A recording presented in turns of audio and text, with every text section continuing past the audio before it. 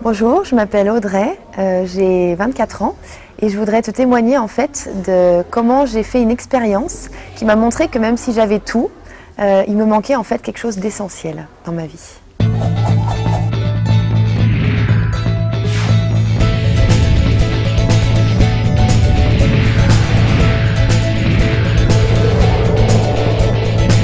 Labonnenouvelle.fr. Donc moi je viens d'une famille chrétienne, j'ai grandi dans une famille qui croit en Dieu et aussi loin que je me souvienne, je pense vraiment avoir toujours cru en Dieu, même quand j'étais petite.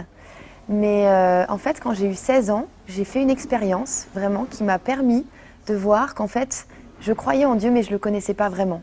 Ce qui s'est passé en fait c'est que ma mère a vraiment fait cette expérience avec le Seigneur. Et mon grand frère, et je suis très très proche de mon grand frère qui a 4 ans de plus que moi, on a toujours été comme les deux doigts de la main.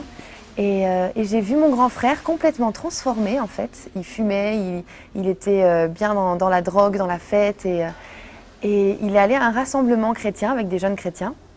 Et quand il est revenu, c'était plus le même. Il avait complètement changé. Il parlait de Jésus comme si c'était un ami, il parlait de lui comme s'il l'avait vraiment rencontré. Et je me suis dit, ah, il y a quelque chose là qui me manque, il y a quelque chose que moi je n'ai pas dans ma foi. Et donc pendant mon année de première et terminale, je me suis vraiment posé des questions. J'ai cherché Dieu en fait, j'ai cherché vraiment Dieu. Et en fait, on m'a invitée à un dîner, un cours alpha en fait, qui permettait de poser des questions, de discuter sur des sujets comme qui est Jésus, pourquoi lire la Bible, comment Dieu nous guide dans la vie, des choses comme ça.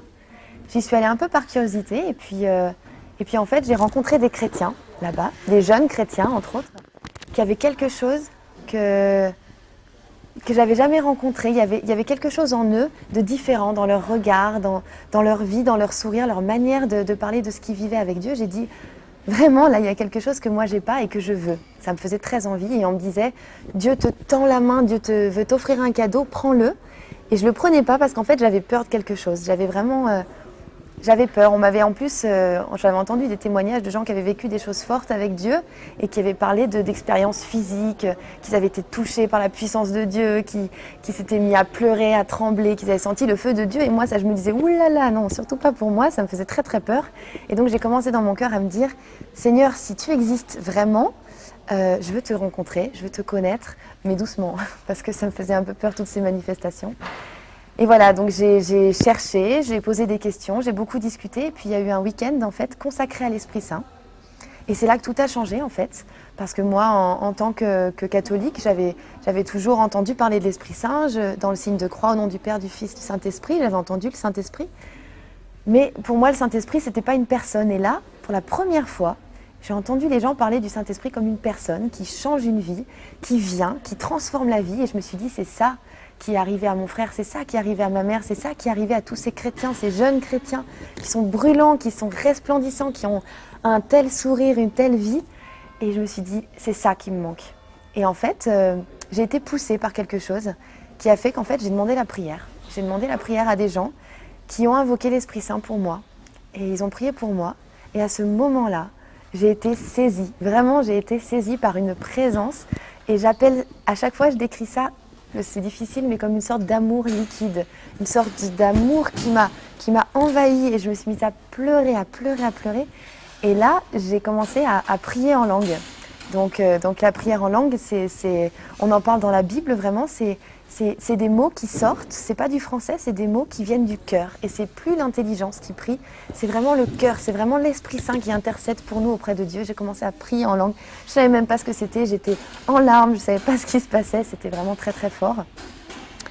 Et voilà, donc là j'étais en terminale en fait quand c'est arrivé et dès le lendemain j'ai vu la différence. Au début je me suis dit oui c'était peut-être de l'émotion, de l'hystérie collective, il y a quelque chose qui m'a poussée et en fait j'ai vu la différence. J'ai vu la différence dès le lendemain.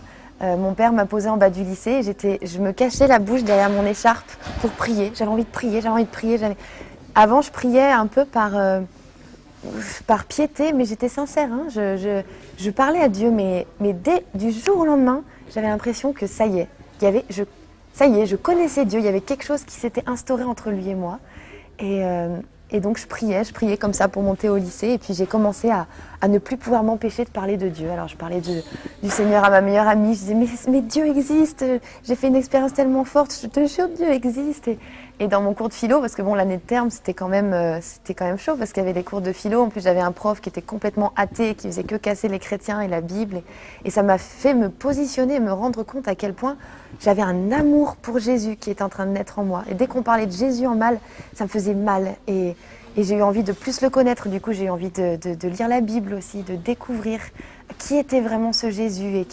Et quand on me disait qu'il était le même aujourd'hui, comme il y a 2000 ans, ça voulait rien dire. Et petit à petit, j'ai découvert que oui, Jésus est le même aujourd'hui. Et Jésus a transformé ma vie du jour au lendemain. Et puis après, de plus en plus, petit à petit. Et moi qui avais l'impression d'être quelqu'un de vraiment bien dans ma peau, et c'est vrai, hein, j'étais bien dans ma peau, j'ai eu la bénédiction de toujours être heureuse, d'être dans une famille vraiment super, avec des amis, épanouis, en bonne santé, heureuse de vivre. Mais je me suis rendu compte de la différence après, en fait. Qu'au niveau de mon identité, en fait, je ne savais pas vraiment qui j'étais. J'étais souvent, même tout le temps en fait, dans l'attente de l'approbation des gens. Je me disais, est-ce que les gens m'apprécient? Est-ce que dans ma manière de parler, d'être, j'étais pas très naturelle en fait. Voilà, je me cherchais quand même beaucoup. Et puis artistiquement aussi, parce que je suis musicienne. Je fais du piano, du chant. Je suis artiste aussi. Là, je suis étudiante en arts plastiques. Et tout ça s'est développé vraiment pour le Seigneur et pour mon épanouissement personnel. J'ai vu Dieu intervenir dans toutes les situations de ma vie. J'ai vu Dieu aussi, j'ai rencontré quelqu'un de formidable. Maintenant, je suis fiancée, on va se marier l'été prochain. Et avant, j'étais du genre à un peu enchaîner les relations, mais jamais sérieuses, parce qu'en fait, j'étais jamais amoureuse, jamais. J'avais vraiment un cœur très dur, donc j'étais beaucoup dans la séduction, beaucoup dans le jeu, de la drague. Et une fois que j'avais le mec, en fait, ça m'intéressait plus. Et là, vraiment, Dieu m'a permis de découvrir avec Julien, mon fiancé, ce que c'est qu'une vraie relation, et la chasteté aussi jusqu'au mariage, et à quel point c'est beau d'avoir Dieu au centre d'une relation, et Dieu au centre aussi de mes relations avec mes amis. Et Dieu m'a donné un amour pour les gens qui fait que j'ai envie de leur parler dans le métro, dans la rue, juste leur dire que Jésus les aime. Et moi, je veux vraiment te dire que Jésus t'aime et que ce Jésus qui a transformé ma vie est vivant, est vraiment vivant. Et j'en ai fait l'expérience. Et que chaque jour, il continue à me surprendre. Et que Dieu est le Dieu des rêves aussi. Moi, j'avais vraiment des rêves. Et un de mes rêves, par exemple, c'était d'être sur scène, c'était de chanter, c'était de faire un CD. C'est des rêves très humains, très charnels. Mais Dieu m'a permis de les vivre aussi pour lui rendre gloire. Et que c'est tout pour sa gloire. Et les chansons que j'écrivais avant, qui étaient juste des chansons de choses de tous les jours, maintenant, je peux vraiment témoigner dans mes chansons de cette joie de le connaître, de ce bonheur d'être sa fille. Et de cette rencontre avec ce Jésus qui est devenu l'amour de ma vie. Et voilà, et je t'encourage vraiment. Si tu as été touché par ce que je viens de dire, parce que moi j'ai vécu personnellement avec l'Esprit Saint, je te propose qu'on prie ensemble maintenant, que tu puisses fermer les yeux, vraiment tourner ton cœur vers Dieu, même si tu ne le connais pas encore, lui t'entend, et que tu puisses répéter avec moi ces paroles que je vais dire à Dieu. Saint-Esprit, je t'invoque maintenant dans ma vie.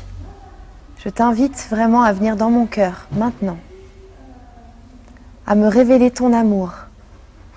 À me révéler qui je suis en toi, Seigneur. Saint-Esprit, je t'invite dans ma vie maintenant. Prends les rênes. Je te fais confiance. Je sais que tes plans pour ma vie sont parfaits. Montre-moi, Seigneur, qui tu es vraiment. Je prie pour que tu puisses me révéler qui tu es. Merci Seigneur, parce que tu entends ma prière. Et je sais que tu vas faire la différence dès maintenant. Amen.